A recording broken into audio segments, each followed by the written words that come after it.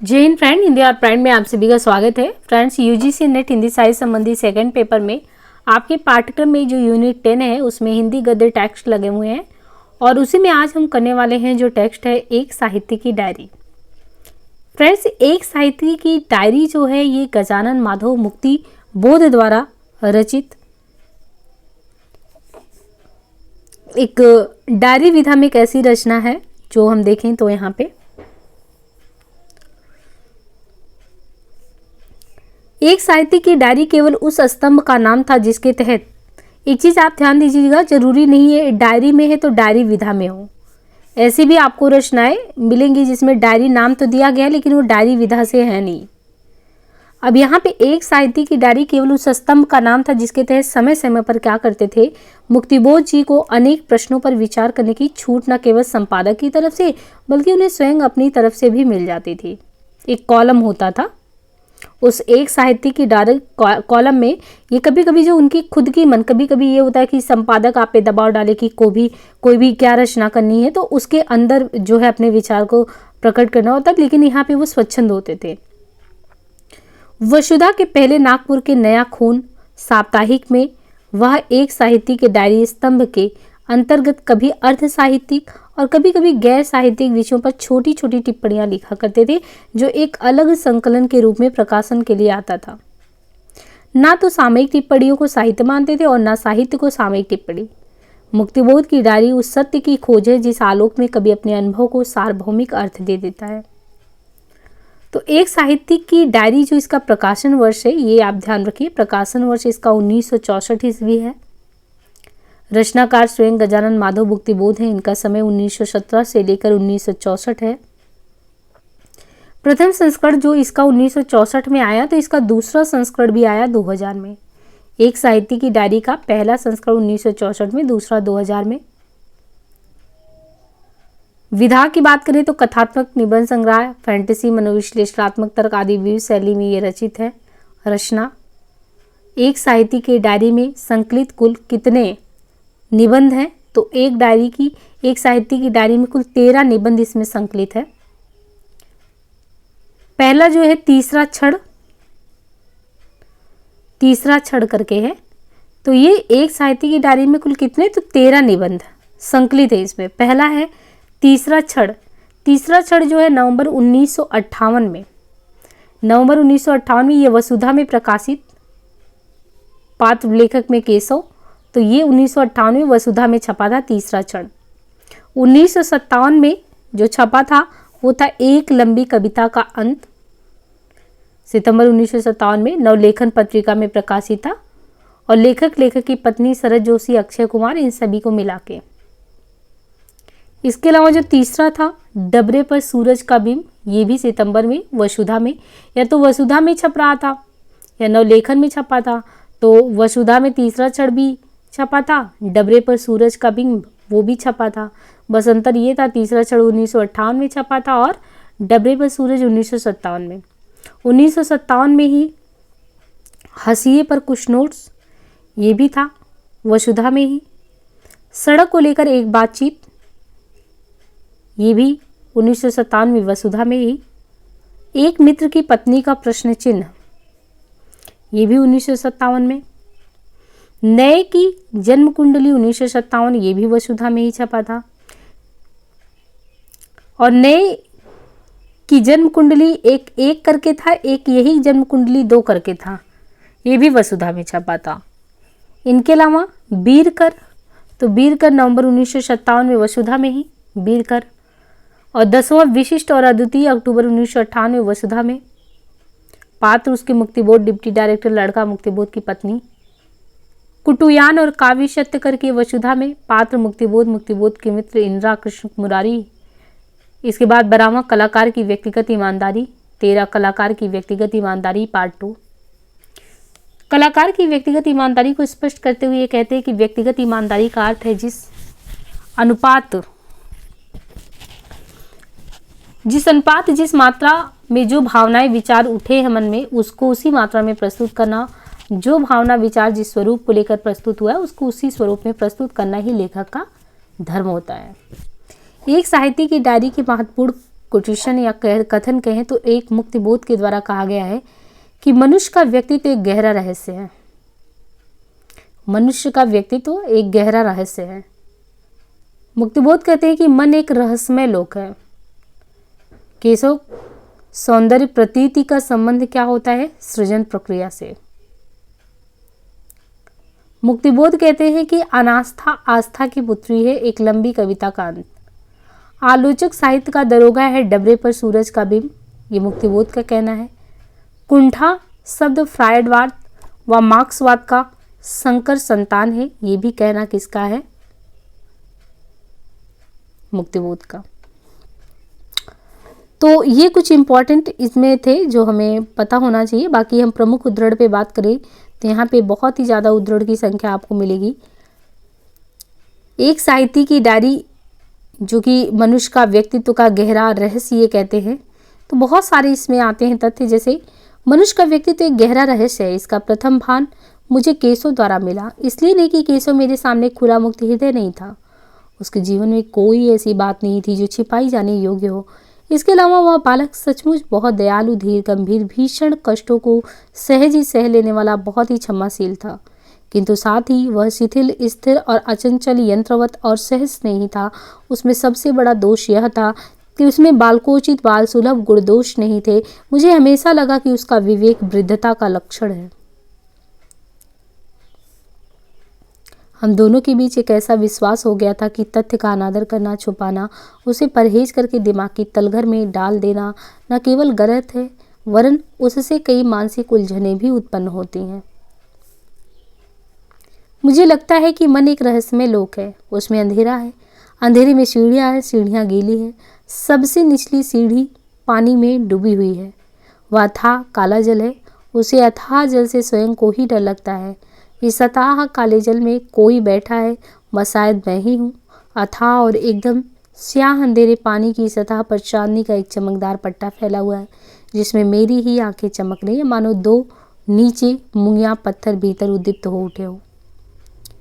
साधारण बातें जो कि हमारे समाज की विशेषताएं थीं, हमारी चर्चा का विषय बनती। मुझे अभी तक याद है कि उसने मुझे पहली बार कहा था कि गांधीवाद ने भावुक कर्म की प्रवृत्ति पर कुछ इस ढंग से जोर दिया कि सप्रश्न बौद्धिक प्रवृत्ति दबा दी गई। असल में यहाँ गांधीवादी प्रवृत्ति प्रश्न, विश्लेषण और निष्कर्ष की बौद्धिक क्रियाओं का अनादर करती है। सच तो यह है कि मेरे उसके प्रति कोई विशेष स्नेह नहीं था, ना कोई आकर्षण। ऐसे पाषाणवत प्रशांत गंभीर व्यक्ति मुझे पसंद नहीं है। हाँ, उसके प्रति मेरे मन में सम्मान और प्रशंसा के भाव थे, और चूंकि वह मुझे बहुत चाहता था, इसलिए मुझे भी उससे चाहना ही पड़ता था। मैं जो स्वयं था वह स्वयं हो गया था, अपने से बृहत्तर, विलक्षण, अस्वयं। किसी वस्तु या दृश्य या भाव से मनुष्य जब एकाकार हो जाता है तब सौंदर्य बोध होता है।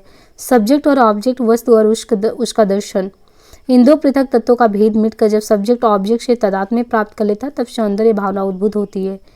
मैंने तुम्हें बताया था कि निज और पर, स्वपक्ष और वस्तु पक्ष दोनों जब एक हो जाते तब तादात्म्य उत्पन्न होता है। पहली बात तो यह है कि मुझे उसकी शब्दावली अच्छी नहीं लगी। या तो मैं जानता हूँ कि सारे दर्शन का मूल आधार सब्जेक्ट या ऑब्जेक्ट रिलेशनशिप की कल्पना है, स्वपक्ष और वस्तु पक्ष की परिकल्पनाएं, और उन दो पक्षों के परस्पर संबंध की कल्पना के आधार पर ही दर्शन खड़ा होता है, अथवा यूँ कहिए कि ज्ञान मीमांसा खड़ी होती है। एपिस्टेमोलॉजी अर्थात ज्ञान मीमांसा की बुनियाद पर ही परिकल्पनाओं के प्रसाद की रचना की गई है। इस दृष्टि से देखा जाए तो मुझे वाक्य पर हंसने की जरूरत नहीं थी। मैं उसकी स्थापना को विवाद्य मान सकता हूँ, हास्यास्पद नहीं।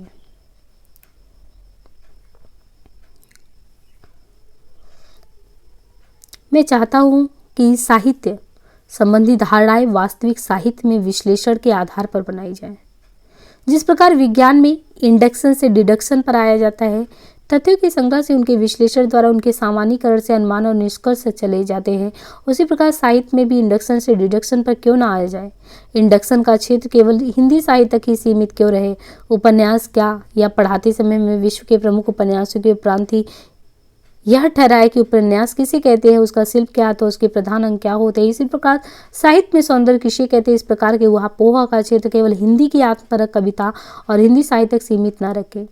यदि हमने क्षेत्र विस्तृत किया तो हम पाएंगे कि सौंदर्य संबंधी हमारी परिभाषा अस्पष्टता के दोष से अथवा अव्याप्ति और अतिव्याप्ति के दोषों से रहित होगी। मुझे गहरा संदेह है कि आजकल की सौंदर्य परिभाषा केवल कविता, और वह भी आत्मपरक कविता की विशेषताओं के आधार पर बनाई जा रही है।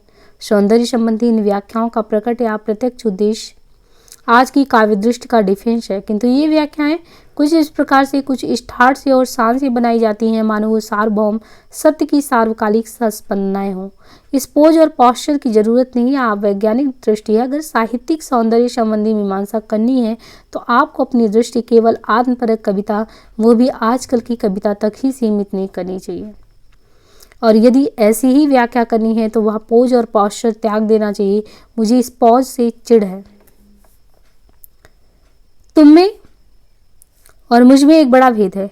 विचार मुझे उत्तेजित करते हैं, क्रियावान कर देते हैं। विचारों को तुम तुरंत ही संवेदनाओं में परिणित कर देते हो, फिर उन्हीं संवेदनाओं के तुम चित्र बनाते हो। विचारों की परिणति संवेदनाओं में और संवेदनाओं की चित्रों में। इस प्रकार तुम में ये दो परिणतियां होती है। अगर तुम्हारी कविताएं किसी को उलझी हुई मालूम हो तो तुम्हें हताश नहीं होना चाहिए। मैं तुम्हारी कविताएं ध्यान से पढ़ता हूँ। कला का पहला क्षण है जीवन की उत्कट तीव्र अनुभव क्षण। दूसरा क्षण है इस अनुभव को अपने कसकते दुखते हुए मूल से पृथक हो जाना और एक ऐसी फैंटेसी का रूप धारण कर लेना मानो वह फैंटेसी अपनी आंखों के सामने ही खड़ी हो। तीसरा और अंतिम क्षण है इस फैंटेसी के शब्दबद्ध होने की प्रक्रिया का आरंभ और उस प्रक्रिया की परिपूर्ण अवस्था तक की गतिमानता। शब्दबद्ध होने की प्रक्रिया के भीतर जो प्रवाह बहता रहता है वह समस्त व्यक्तित्व और जीवन का प्रवाह होता है। प्रवाह में वह फैंटेसी अनवरत रूप से विकसित परिवर्तित होती हुई आगे बढ़ती है, इस प्रकार कि फैंटेसी अपने मूल रूप को बहुत कुछ त्यागती हुई नवीन रूप धारण करती है। जिस फैंटेसी को शब्दबद्ध करने का प्रयत्न किया जा रहा है वह फैंटेसी अपने मूल रूप से इतनी अधिक दूर चली जाती है कि वह कल्पना कठिन है कि फैंटेसी का यह नया रूप अपने मूल रूप की प्रतिकृति है। फैंटेसी को शब्दबद्ध करने की प्रक्रिया के दौरान जो जो सृजन होता है, जिसके कारण कृति क्रमशः विकसित होती जाती है, वही कला का तीसरा और अंतिम क्षण है। प्रथम क्षण निस्संदेह अनुभव का क्षण है। उसके बिना आवेग और आगे की गति असंभव है। मानसिक प्रक्रिया को आत्माभिव्यक्ति की ओर ले जाने के लिए आवश्यक पहला जबरदस्त धक्का या प्रथम क्षण ही देता है। वह उस गति की दिशा निर्धारित करता है, साथ ही वह उसके तत्व रूपायित करता है, अर्थात वह उनको एक आकार प्रदान करता है। साथ ही मजा यह है कि यह अनुभव विचित्र रूप से अन्य मनस तत्वों से जुड़ता हुआ मनस्पटल पर स्वयं को प्रक्षेपित कर स्वयं ही बदल जाता है। जो ही यह घटना होती है, अनुभव के मूल अपनी दुखित हुई भूमि से पृथक हो जाते हैं, अर्थात वे निरे व्यक्तिक न रहकर अपने से परे हो उठते हैं। जो फैंटेसी अनुभव की व्यक्तिगत पीड़ा से पृथक होकर, अर्थात उनसे तटस्थ होकर अनुभव के भीतर की ही संवेदनाएं द्वारा उत्सर्जित और प्रक्षेपित होगी, वह एक अर्थ में व्यक्तिक होते हुए भी दूसरे अर्थ में नितांत निर्वैक्तिक होगी। उस फैंटेसी में अब एक भावात्मक उद्देश्य की संगति आ जाएगी। इस भावात्मक उद्देश्य के द्वारा ही वस्तुतः फैंटेसी को रूप रंग मिलेगा, किंतु यह होते हुए भी वह फैंटेसी यथार्थ में भोगे गए वास्तविक अनुभव की प्रतिकृति नहीं हो सकती। व्यक्तिक से निर्वैक्तिक होने के दौरान ही उस फैंटेसी ने कुछ ऐसा नवीन ग्रहण कर लिया कि जिससे वह स्वयं भी वास्तविक अनुभव से स्वतंत्र बन बैठी। फैंटेसी अनुभव की कन्या है और उस कन्या का अपना स्वतंत्र विकासमान व्यक्तित्व है। वह अनुभव से प्रसूत है, इसलिए वह उससे स्वतंत्र है। कला का यह दूसरा क्षण है। मैंने कहना जारी रखा, किंतु इस फैंटेसी को शब्दबद्ध करने या चित्रित करने की प्रक्रिया के दौरान ही वह फैंटेसी पिघलकर उस प्रक्रिया के प्रवाह में बहने लगती है। उस आदिम प्रवाह में फैंटेसी के सारे रंग धुलकर बहने लगते हैं। सारा व्यक्तित्व, उसकी समस्त चेतना उस फैंटेसी के बहते रंगों के साथ बहने लगती है और शब्दबद्ध होने पर अथवा चित्रित होने पर जो कृति या रचना तैयार होती है, वह कृति या रचना कला के दूसरे क्षण की फैंटेसी की पुत्री है, प्रतिकृति नहीं। इसलिए मूल फैंटेसी से उसका व्यक्तित्व स्वतंत्र, विचित्र और पृथक है। कला का यह तीसरा या अंतिम क्षण है। इन तीनों क्षणों के बिना कला असंभव है। इन तीनों क्षणों की विकास गति के अपने अपने अलग अलग नियम होते हैं।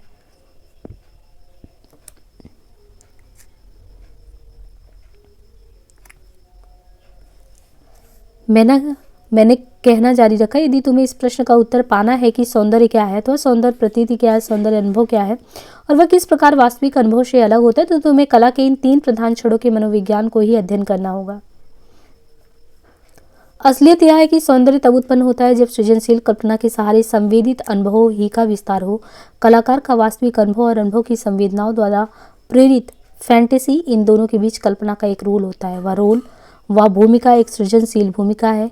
वही कल्पना उसे वास्तविक अनुभव की व्यक्तिबद्ध पीड़ाओं से हटाकर पैठ अब और गहरी गहरी हो रही है। मैं उसकी बात बहुत ध्यान से सुनने लगा।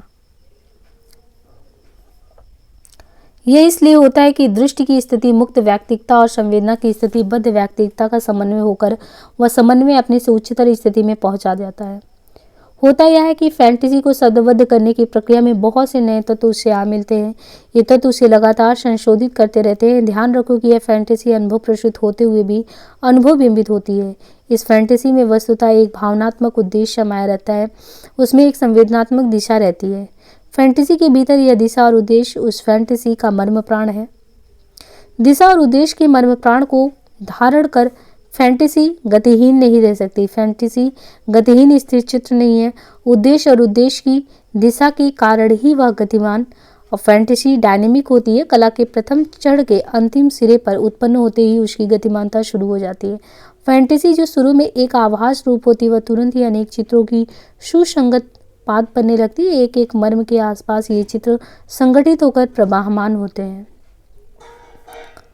महत्व की बात है कि जो ही फैंटेसी शब्दबद्ध होने लगती है, फैंटेसी का भावनात्मक उद्देश्य या कहिए कि फैंटेसी की प्रधान पीड़ा अपना समर्थन, संरक्षण और पोषण करने वाले अन्य अनेक जीवनानुभव के तत्वों को समेटने लगती है।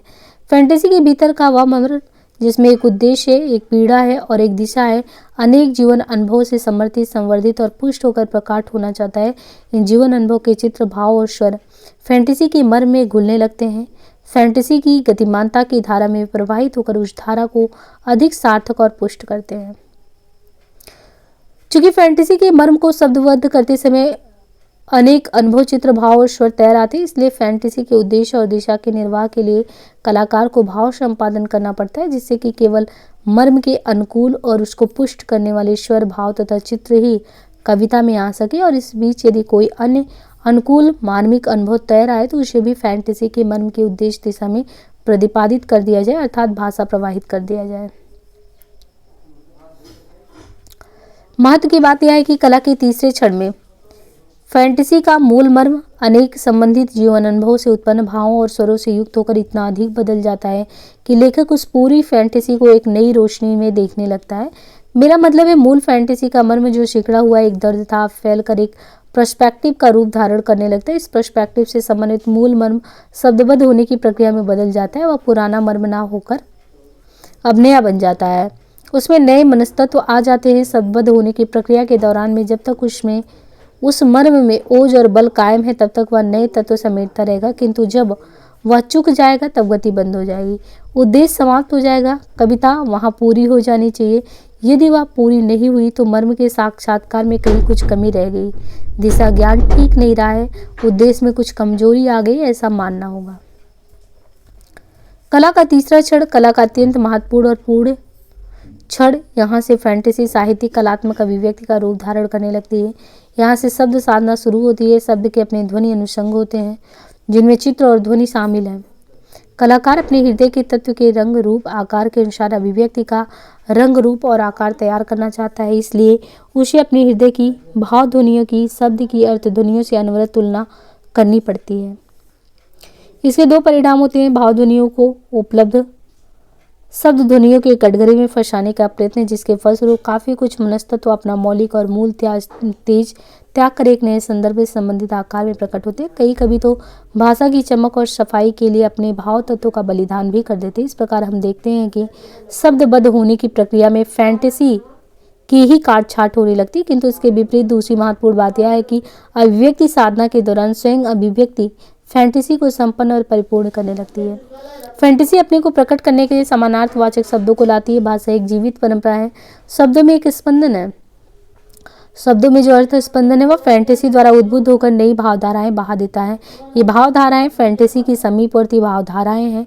वे फैंटेसी के जगत को और भी विस्तृत कर देती है, उसके मौलिक तेज को और भी फैला देती है। इन भावधाराओं में अनेकों नए पुराने अनुभव, अपने पराये भाव सब प्रभावित होते रहे। फैंटेसी के जगत की असमर्थता तो फैंटेसी के जगत की अर्थमत्ता तो उनसे बढ़ जाती है, साथ ही उनके द्वारा फैंटेसी को एक नया प्रोस्पेक्टिव भी मिलता है। इस प्रोस्पेक्टिव से संयुक्त और फैंटेसी एक तेजो वलय में चमकने लगती है। फैंटेसी अब पूर्ण रूप से सर्वजनीन हो जाती है।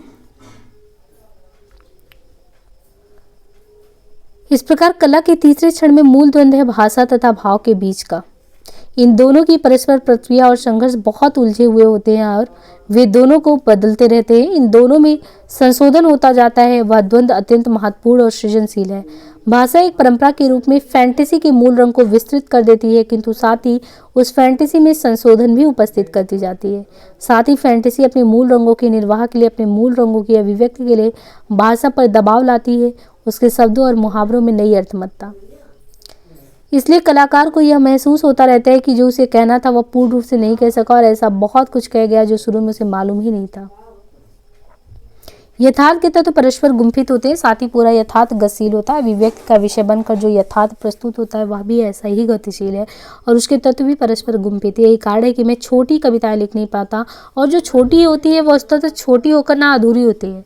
मैं अपनी बात कह रहा हूँ और इस प्रकार की ना मालूम कितनी ही कविताएं मैंने अधूरी लिख छोड़ी है, उन्हें खत्म करने की कला मुझे नहीं आती।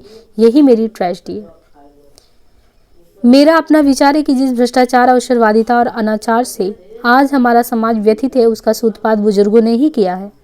स्वाधीनता प्राप्ति के उपरांत भारत में दिल्ली से लेकर प्रांतीय राजधानियों तक भ्रष्टाचार और अवसरवादिता से जो दृश्य दिखाई देते हैं उनमें बुजुर्गों का बहुत बड़ा लाभ है। अगर हमारे बुजुर्ग पर नए पुरुषों की ये मतलब कि वो अपनी बात बता रहे हैं कि बुजुर्ग के संबंध में उनके क्या विचार है, तो देखिए ये जो है मुक्तिबोध के द्वारा जो रचित ये रचना है, काफ़ी इसमें इन्होंने पूरी एक साहित्य की डायरी में, क्योंकि आपने देखा कई भागों में विभक्त करके 13 निबंधों का संकलन है, तो उसमें कुछ ना कुछ पार्ट कहीं ना कहीं से लिया ही गया है। ये भी कहते हैं कि यही नहीं कि आज का कथा साहित्य अयथार्थवादी है तो यथार्थ विरोधी है, बल्कि ये कि लेखक यथार्थ के नाम पर अनुभूत यथार्थ जो अपने स्वयं के जीवन में घटित है उसे दूर निकलकर किसी और के यथार्थ से कहानी और उपन्यास गढ़ना चाहता है। मैं ये नहीं कहना चाहती कि हमारे लेखक के पास आजकल प्रतिभा नहीं, बल्कि ये कहना चाहता हूँ कि उसमें मानवीय अंतरात्मा, मानवीय विवेक की चेतना की हलचल मचाने वाली पीड़ा अभी नहीं है। हमारी नई कविता में बहुत बार ऐसे भाव विचार आए जो कविता कोई निबंध तो है नहीं कि जिससे लोगों को आज के हालात की जानकारी मिले, ना वो कोई नाटक है जिसमें पात्र के हालात की जानकारी मतलब प्रस्तुत किया जाए मूर्त रूप में। कविता एक संगीत को छोड़ अन्य सब कलाओं से ज़्यादा अमूर्त है। वहाँ जीवन यथार्थ केवल भाव बनकर प्रस्तुत होता है या बिंब बनकर या विचार बनकर। कविता के भीतर की सारी नाटकीयता वस्तुतः भाव की गतिमयता ही होती है। इसी प्रकार जब हम जैसे कविता क्या है निबंध पढ़ते हैं शुक्ल जी का, तो काफ़ी मतलब आंतरिक विचार होते हैं उनमें, तो इसमें भी कहते हैं उसी प्रकार कविता के भीतर का कथा तत्व भी भाव का ही इतिहास है, भावनाओं का है।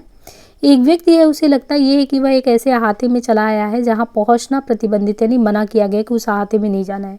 अब वो पहुँच गया है। उस अहाते के भीतर एक बंगला है पुराना दुराना, बंगला रहस्यमय है, वह सूना है। वो उसे एक आदमी वहाँ पे मिलता है और जो गुप्तचर प्रतीत होता है, और फिर एक दूसरा आदमी मिलता है जो बिल्कुल पागल है। कविता के अंत में बताया जाता है कि इस बंगले की सीढ़ियाँ जमीन के भीतर भीतर चलती हैं। वे कई देशों में जा निकलती हैं। वे शहर के क्लॉक टावर में भी चुपचाप पहुंच गई और मानव मस्तिष्क के भीतर के सर्वोच्च स्थान पर भी। इस बंगले से सबने अपना अपना सामंजस्य स्थापित कर लिया। इसी सामंजस्य स्थापना के फलस्वरूप सब लोग अंदर से टूट गए हैं, उनके दिल की कई फाकें हो गई। इस प्रकार से प्रतीत होता है कि यहाँ एक वानर सत्ता है, अर्थात एक नकारवाद है। संक्षेप में वह बंगला लाभ लोभ की अर्थवादिनी सत्ता का प्रतीक है, जिससे सामंजस्य और संतुलन स्थापित करके लोगों ने अपने आप को झुठला दिया है।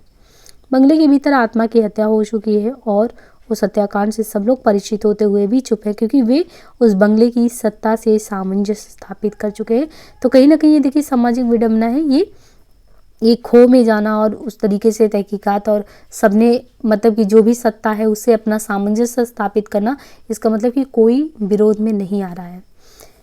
कहते हैं कि एक सच्चा लेखक ही जानता है कि वह कहाँ कमज़ोर हो जाता है, कि उसने कहाँ सच्चाई से जी चुराया है, कि उसने कहाँ लीपापोती कर डाली है, कि उसने कहाँ उलझा चढ़ा दिया है।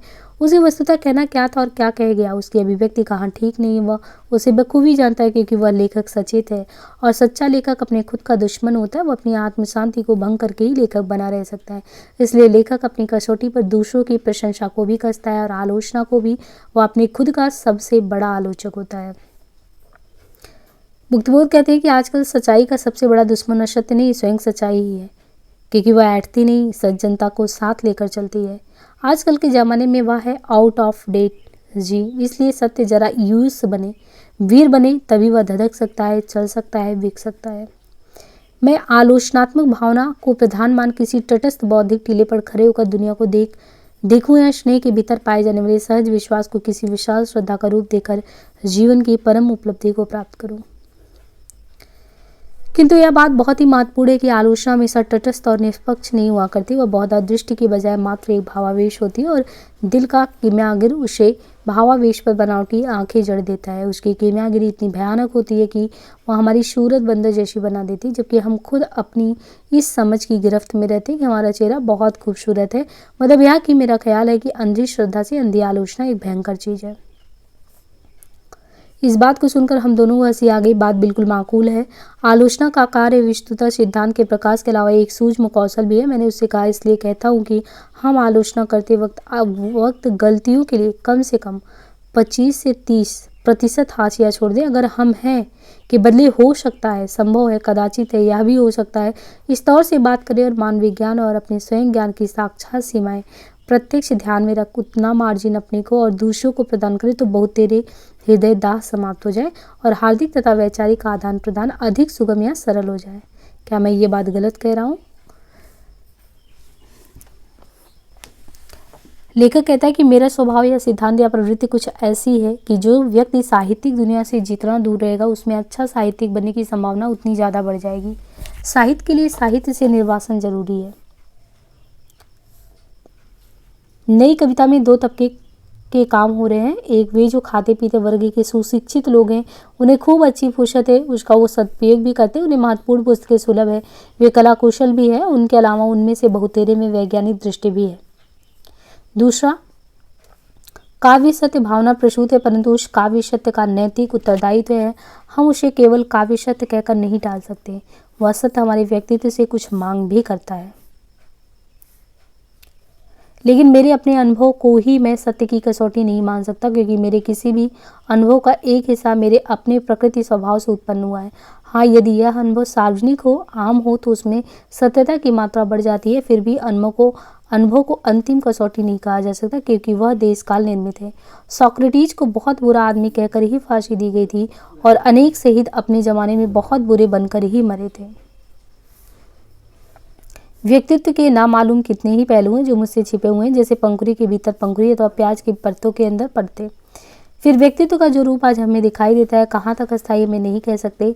तीसरे सबसे बड़ी बात यह है कि व्यक्तित्व निर्माण की कार्य कारण परंपरा का यदि अध्ययन करें तो आप देखेंगे कि व्यक्तित्व निर्माण में चेतन मन का रोल बहुत ही कम होता है और उससे कम रोल संकल्प शक्ति का। दोनों के रोल निस्संदेह कम होते हैं, लेकिन होते हैं बहुत ही महत्वपूर्ण, इतने महत्वपूर्ण कि उन्हीं के कारण मनुष्य है। फिर भी आप जिसे व्यक्तित्व या चरित्र कहते हैं वह चेतन काम के बहुत बाहर की चीज़ है, मानो हीरे को धारण किए हुए एक शिला। आत्म साक्षात्कार बहुत आसान है, स्वयं का चरित्र साक्षात्कार अत्यंत कठिन। मैं अपना चरित्र साक्षात्कार नहीं करता, लेकिन अन्यों का चरित्र विश्लेषण करने बैठ जाता हूँ, और मैं जब उनके सम्मुख इस प्रकार विश्लेषण करने बैठ जाता हूँ तो उन्हें आघात होता है, इसलिए कि उनका चरित्र उनकी आंखों से ओट है। और जब वे मेरा चरित्र विश्लेषण करने लगते हैं तब मैं भी क्रुद्ध हो जाता हूँ, क्योंकि मेरा चरित्र भी मेरी आंखों से ओट है। मतलब यह है कि हम आंखों से ओट अपने कोनों का शिकार किसी को करने देना नहीं चाहते। आत्म पक्ष और परिस्थिति पक्ष एक ही वास्तविकता के दो अंग हैं, और इन दोनों में ऐसे ही गहरे अंतर संबंध है जिनका सही पूरा ब्यौरा देना नामुमकिन है। इसलिए साहित्य मनुष्य के आंशिक साक्षात्कारों के बिंबों की एक मालिका तैयार करता है। ध्यान रहे कि वह सिर्फ बिंब मालिका है, वह उसका सारा सत्यत्व और औचित्य मनुष्य के जीवन या अंतर जगत में स्थित है, जो कि सभी मनुष्य के अंतर जगत होते हैं, इसलिए उनके औचित्य और सत्यत्व की अनुभूति सर्वजनीन होती है। लेकिन ध्यान रहे कि अनुभूति का होना सत्यत्व की कसौटी नहीं है, और हम साहित्य में रम भले ही जाएं, उसे में सत्य नहीं। सत्य का एक पर्सपेक्टिव है, एक दिशा दृश्य है, एक डायमेंशन है, एक आभास है, एक रोशनी है, सिर्फ एक रोशनी। सत्य का प्रकाश सत्य से अलग। साहित्य में प्रकाश ही प्रकाश है, किंतु हमें प्रकाश में सत्य को ढूंढना है।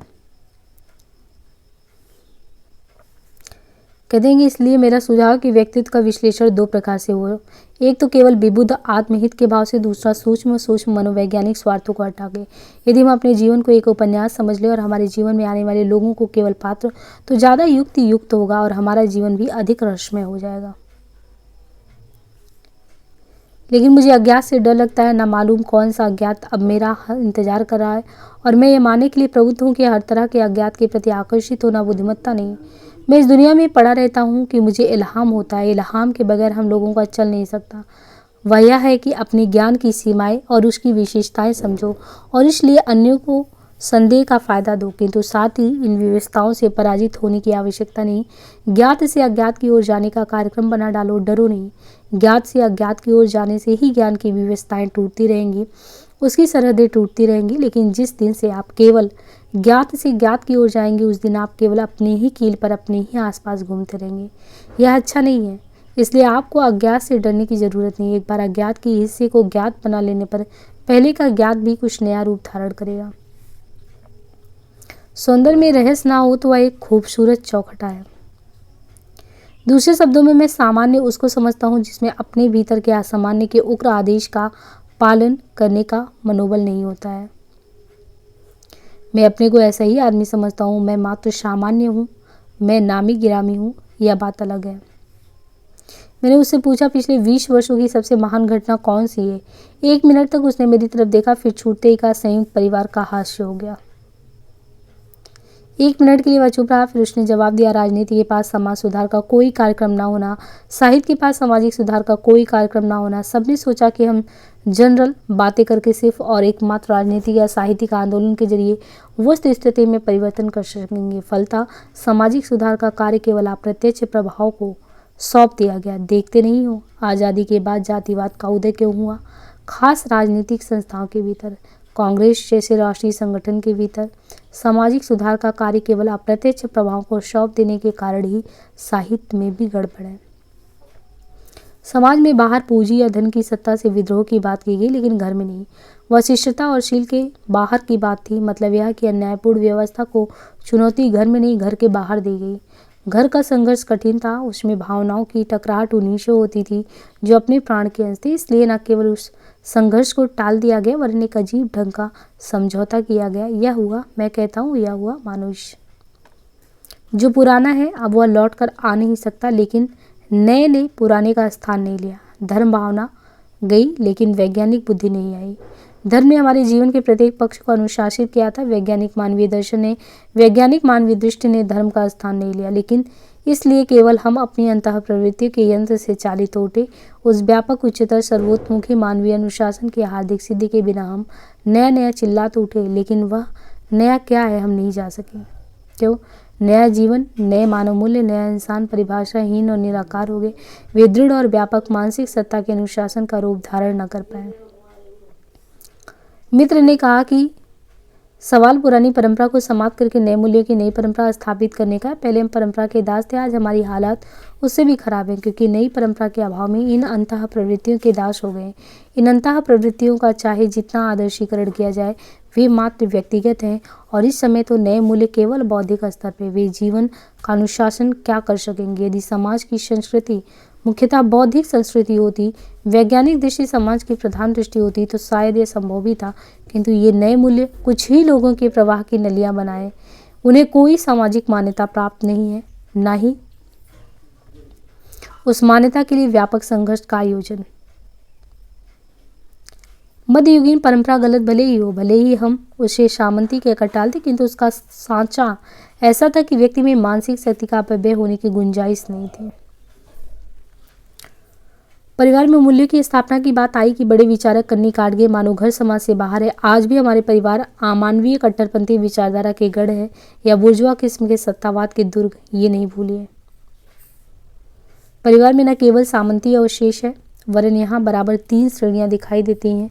एक वह श्रेणी जो पैसा कमा कर लाती है, उसे सबसे अधिक आदर ही नहीं दिया जाता, वरन उसकी मान्यता और विचार, उसकी रुचि, अरुचि और कार्य शीघ्र ही सबके लिए मानदंड के रूप में प्रस्तुत हो जाते, चाहे वे कितनी ही अवैज्ञानिक, अनुचित और स्वार्थपूर्ण क्यों ना। सबसे निचली श्रेणी उन लोगों की है जो कि चौके में सोते हैं। अगर कहीं स्त्री निरक्षर हुई या निर्धन परिवार में से आई हुई रही हो, तो और उसकी जैसी स्थिति के व्यक्ति तीसरी श्रेणी में ही रहते हैं। मेरे ख्याल से आज की सबसे बड़ी आवश्यकता है पुराने के प्रति और नए के प्रति अवसरवादी दृष्टि खत्म की जाए, और नया क्या है, उसका तत्व और रूप क्या है, यह निर्धारित किया जाए। जब यह प्रक्रिया जीवन में, घर में और परिवार में शुरू होगी, तभी वह साहित्य में भी शुरू होगी। जीवन मूल्य और कलात्मक साहित्य मूल में अवायविक संबंध है, या नहीं भूलना चाहिए। इन्हें विकसित करने के लिए केवल सहसा ही नहीं, स्पष्ट दृष्टि, स्पष्ट लक्ष्य और स्पष्ट विचारधारा के लिए कोशिश जरूरी है। शायद आप ये कहना चाहते हैं कि आज के सचेत संबंधित संवेदनशील कलाकार की समस्या यह नहीं वरन यह है कि वह बहुत अधिक और सुबह से लेकर शाम तक लगातार इकट्ठा होता रहता है कि उसे कंटेंट का प्रॉपर शिफ्टिंग, उन तत्वों का यथा योग्य सकल संचयन नहीं हो पाया। क्या आप ये कहना चाहते हैं? बीरकर ने दुख भरी हंसी हंसते हुए कहा, अगर मैं उन्नति के उस जीने पर चढ़ने के लिए ठेल मेल करने लगूं तो शायद मैं भी सफल हो सकता हूं, लेकिन ऐसी सफलता किस काम की जिसे प्राप्त करने के लिए आदमी को आत्मगौरव खोना पड़े, चातुरता के नाम पर बदमाशी करनी पड़े, शालीनता के नाम पर बिल्कुल एकदम सफेद झूठी खुशामद करना पड़े। जिन व्यक्तियों को आप क्षण भर टॉलरेट नहीं करना चाहते उनके दरबार का सदस्य बनना पड़े। हाँ, जो लोग ये सब कर लेते हैं वे अपनी ये आपातकाएं फैलाते हुए घर में लौटते हैं मानो उन्हीं का राज्य हो। अपने ही कल्पना पटल पर इन अनुभव प्रेक्षणों के सही से कलात्मक चित्र प्रस्तुत करने के लिए न केवल मार्मिक मनन और उनके संकलन संचन की जरूरत है वरन इसके बहुत बहुत पहले विश्व दृष्टि की आवश्यकता है। इस दृष्टि के अभाव में अपने ही अनुभव के ठीक ठीक महत्व हम आंक नहीं पाते और इसलिए केवल कुछ विशिष्ट अनुभवों या अनुभव अभ्यासों को ही तरजीह देकर अन्य महत्वपूर्ण अनुभवों का गला घोट देते हैं। खूब खा पी चुकने के बाद हम जिंदगी की निरर्थकता के बारे में बहस कर रहे थे। वही दैनिक जीवन का क्रम, वही दफ्तर, वही अफसरों वाली बातें। मुझे हमेशा फुर्सत रहा करती है। फुर्सत निकालना भी एक कला है। गधे हैं जो फुर्सत नहीं निकाल पाते। फुर्सत के बिना साहित्य चिंतन नहीं हो सकता। फुर्सत के बिना दिन में सपने नहीं देखे जा सकते। फुर्सत के बिना अच्छी अच्छी बारीक बारीक महान महान बातें नहीं सोचती। असामंजस्य और असंतुलन में से नई कविता का जन्म हुआ और उसका तथाकथित जो विद्रोह है वह भी व्यक्ति आधारित है। इसलिए वह भी गोभी के रेगिस्तान में किसी अनजानी खारी नमकीन झील में जाकर खुदकुशी कर लेगा। कथाकार यदि सचमुच जीवन का गहरा और व्यापक ज्ञान रखता है तो वह प्रसंग स्थिति में बद्ध मनुष्य की संवेदनात्मक प्रतिक्रियाओं को ही महत्व नहीं देगा वरन उस स्थिति से संबंध रखने वाले जो वस्तु सत्य हैं उनको बनाने वाले तत्वों पर अर्थात व्यक्ति स्वभाव की विशेषताओं, वास्तविकताओं की पेचीदगियों और अब तक चलते आए इन सब के विकास क्रम पर, इन सब पर अवश्य ही ध्यान देकर इस प्रसंग स्थिति के वस्तु सत्य के सारे ताने बाने प्रस्तुत करेगा। और इस प्रकार व्यक्ति समस्या को मानव समस्या बनाकर एक व्यापकतर पार्श्वभूमि में उसे उपस्थित करेगा। वैसा ही करना चाहिए। हर जमाना अपने अपने ढंग से कामयाब लोग तैयार करता है। पंत जी से लेकर अद्यतन नवीन कविताओं की चरितावली देख लीजिए, देख पाएंगे अधिकतर लेखकों में नितांत वैयक्तिक सार पर वैकल्प भावना है। हाँ, ये सही है कि असंग भावात्मक का कारण केवल लेखक की विवेकहीन संतानहीन स्थिति में नहीं खोजा सकता। क्या कारण है कि पारिवारिक व्यक्ति यद्यपि उनकी संख्या हिंदी में निस्संदेह अधिक है, विशेष मौलिक नहीं। मौलिकता से मेरा मतलब अद्वितीयता से है, चमत्कारपूर्णता से है, ऐसी विशेषता से है जो उन्हें सबसे भिन्न करके पृथक स्थापित कर देती है। संभवतः इसका एक कारण यह भी है कि अत्यधिक अंतर्मुखता की उन्हें फुर्सत नहीं मिल पाती। यह भी संभव कि चूंकि उन्हें किसी न किसी हद तक कामकाजी आदमी बनना पड़ता है। काव्य सत्य को मैं बदनाम नहीं करना चाहता। मेरा प्रश्न सीधा साधा काव्य में जीवन के कुछ मूल्य और दृष्टि प्रकट होती है। मेरा प्रश्न यह है कि क्या उन मूल्यों से व्यापक आचरण का सामंजस्य है? मैं स्तब्ध हो गया। मैंने कहा, काव्य में हमेशा अनिवार्य रूप से जीवन के मूल्य आदर्श प्रकट नहीं होते, मात्र भाव ही प्रकट होते हैं। उसने अपनी बात पर जोर देते हुए कहा, यदि आप लोग केवल काव्यशत को महत्व देते हो तो अपने अनजाने ही एक भयानक भूल कर बैठते हो। वह यह कि एक व्यक्ति साहित्य में जिन मूल्यों की स्थापना करता है वे मूल्य उसके आचरण की मूल प्रेरणा हो या अपने लिए अनावश्यक इरिलेवेंट मानते हैं। इसका बहुत बुरा परिणाम होता है। या प्रगतिवादी के लिए आपकी दृष्टि यह आवश्यक नहीं रहा। जब साहित्य जीवन से प्रस्तुत होकर जीवन को प्रभावित करता है तो वस्तुतः उसकी खरी कसौटी भी जीवन ही है और वह जीवन वस्तुतः एक कॉम्प्लेक्स चीज है। साहित्य को हमें विविध पक्षी दृष्टियों से देखना आवश्यक है और वस्तुतः साहित्य की कसौटी एक नहीं अनेक होनी चाहिए। यह तो ठीक है कि जीवन मूल्य अथवा आदर्श स्थापित करने वाला साहित्य श्रेष्ठ तभी होता जब उसमें उत्कट भावानुभूति हो, अर्थात उत्कट भाव की अनुभूति महत्वपूर्ण है। इसके लिए मनुष्य की ज्ञान शक्ति की भी सीमाएं हैं। क्या इसे पहचानना जरूरी नहीं है? उसने मेरी तरफ क्षणभर देखा, उत्तर दिया, बिल्कुल सही। मैं स्वयं यही बात सोच रहा था। हमें ज्ञान शक्ति की सीमाओं का गहरे से गहरा ज्ञान होना चाहिए। अब तक का इतिहास यह है कि मैं अपनी बुद्धि द्वारा हृदय को संपादित और संशोधित करते आया हूँ। यह प्रक्रिया बिल्कुल बचपन ही से चल रही है। जिंदगी एक महाविद्यालय या विश्वविद्यालय नहीं, वह एक प्राइमरी स्कूल है। व्यक्तिगत ईमानदारी का अर्थ है जिस अनुपात में, जिस मात्रा में जो भावना या विचार उठाए उसको उसी मात्रा में आप क्या करें, प्रस्तुत कर दें। आजकल लेखन कार्य में आत्मपरक पक्ष को महत्व देकर वस्तुपरक पक्ष की उपेक्षा की जाती है। चित्रण करते समय आत्मपरक पक्ष को प्रधानता दी जाती है। यह हिंदी की नई कविता को साहित्य के इतिहास में या यूँ कहिए कि संस्कृति के इतिहास में कोई महत्वपूर्ण पार्ट अदा करना है तो उसे काव्य की प्रकृति तथा शिल्प में आत्मपक्ष और वस्तुपक्ष का समन्वय उपस्थित करना होगा। यशराज कहता गया, व्यक्तिगत ईमानदारी वह है जहाँ लेखक वस्तु का वस्तु मूल्य आकलन करते हुए उस आकलन के आधार पर वस्तु तत्व के प्रति सही मानसिक प्रतिक्रिया करे। मैंने जवाब दिया, तुम्हारी परिभाषा यदि स्वीकार कर ली जाए तो काव्य के क्षेत्र में एक हंगामा मच जाएगा।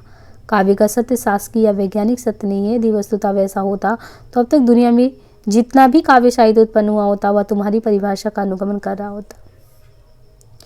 ज्ञान का अर्थ केवल वैज्ञानिक उपलब्धियों का बोध ही नहीं, वरन समाज की उत्थानशील तथा हास्योन्मुख शक्तियों का बोध भी है। शैली के काव्य का सौंदर्य उस मनोभूमिका से उत्पन्न हुआ। व्यक्तिगत ईमानदारी का यह बहुत बड़ा तकाजा है कि लेखक निर्भीकतापूर्ण और अपने अंतर्निषेधों को सुधारे, उनका सामना करे। किंतु जब काव्य रचना एक सृजन प्रक्रिया के रूप में चलती है, उस समय यदि कृत्रिम रूप से संशोधन संपादन चलता रहा तो कभी पर अभिनेतृत्व और स्वांग का अभियोग आरोप सही हो जाएगा। यशराज ने कहा, तो व्यक्तिगत ईमानदारी काहे में है? ज्ञानात्मक आधार को विस्तृत से विस्तृत करने, उसे अत्यंत व्यापक बनाने, उसके आधार पर जीवन स्वप्न विकसित करने, जीवन स्वप्न के अनुसार मानसिक प्रतिक्रियाओं की दिशा में।